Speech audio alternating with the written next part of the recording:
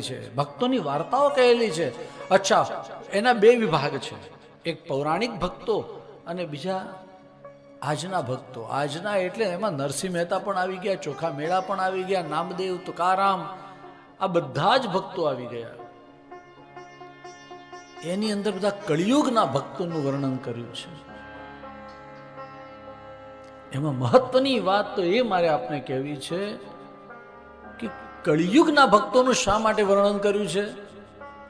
લોકોને ખબર પડે કે આ ભગવાન આ બધા જ ભક્તોને કળિયુગમાં મળ્યા છે.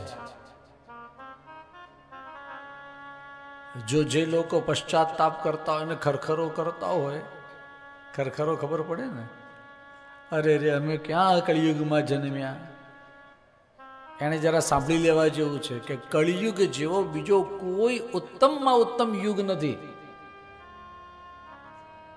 કળિયુગની અંદર તમે ખુરશીમાં બેસીને કથા સાંભળી શકો છો.